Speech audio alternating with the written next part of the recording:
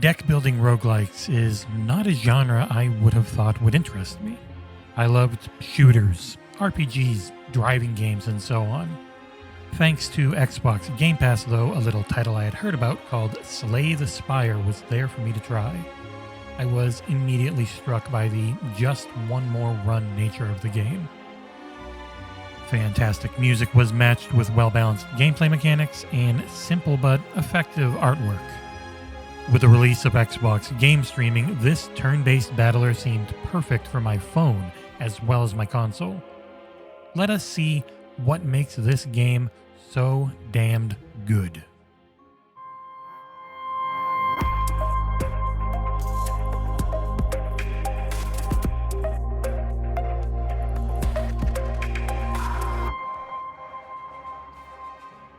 Earlier this year, I reviewed another deck-building roguelike titled Monster Train.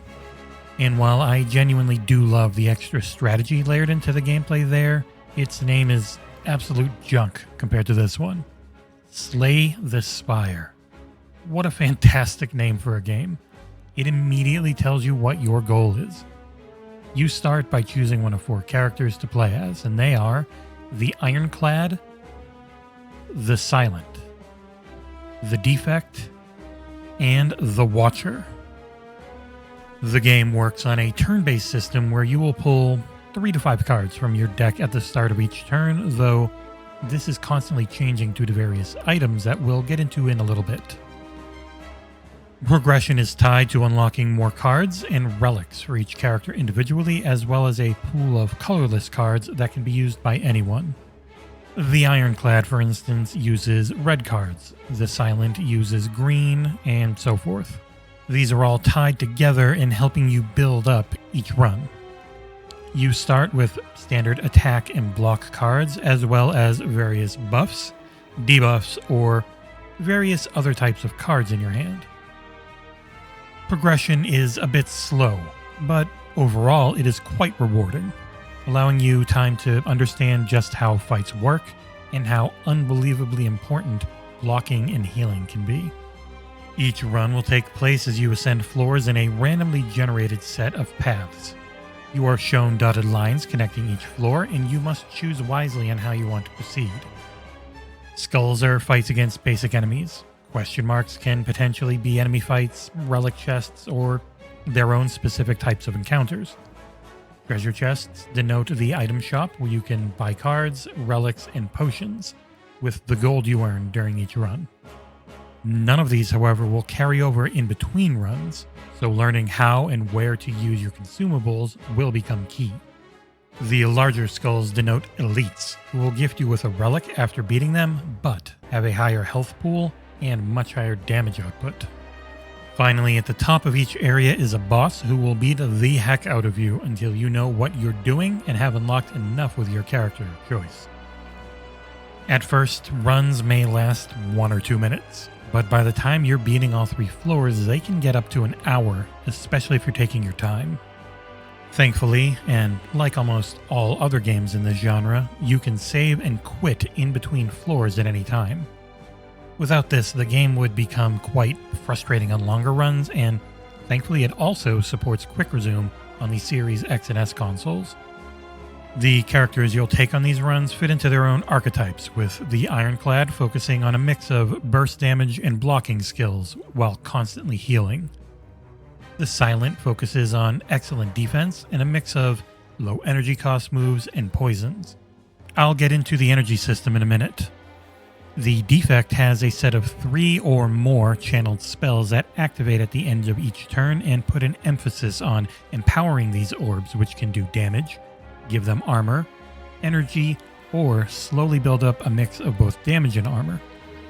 The Watcher focuses on multiplier modifiers, and she can switch between stances and gain either large amounts of block or deal massive damage, with the caveat being she takes higher damage in that stance. She is truly one of the tougher characters to master, but her potential is through the roof.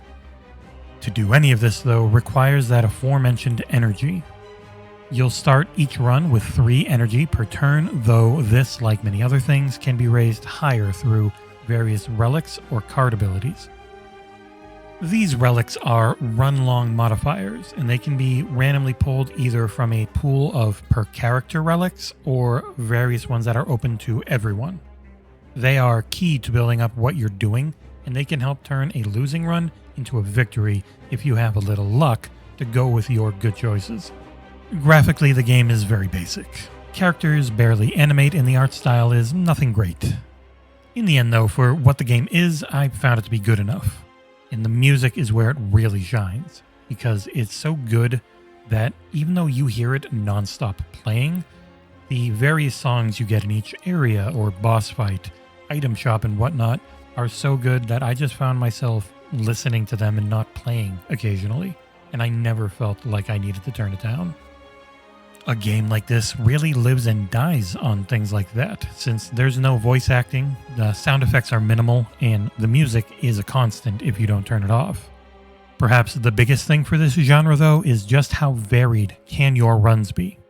Thankfully, both due to the differences in how each character plays and the variety within each of them in turn, Slay the Spire has some of the best run variety in the genre. Taking a look at the Silent, you can focus on building up poison stacks while playing defensively, or you can go full-on zero energy attack offense and try to kill everything before it can kill you. Mix in various relics that guide what you can and can't do each run, and it is a satisfying and deep system. There can be occasions where the random loot will screw you over, with either cards or relics that just don't mesh well enough being handed to you through no mistakes of your own. It's the nature of the genre, though, and the quick time for each run makes it a minor nuisance overall. Xbox game streaming released not too long after this game released directly to Game Pass, and they are a match made in heaven. Either with a controller or touch controls, this is one of the best experiences I have had with game streaming. The turn-based nature of it means no matter how mediocre a connection you have, it will never screw you over. Say you've got 15 minutes to kill at lunch. Start up a game or resume one you played on your console last night, and when break time's over, just quickly save your run and come back to it later. Many a night in my bed have been spent streaming to my console while playing this game, and it is the main reason I got a clip for my Series X controller to hold my phone. To conclude things, for either $25 outright or through Game Pass on PC, console, and mobile, this one is a no-brainer for almost anybody. If you have a family member that likes mobile games and has access to this through any means, tell them to give it a try. It is deep, fun, fair, and I absolutely love it.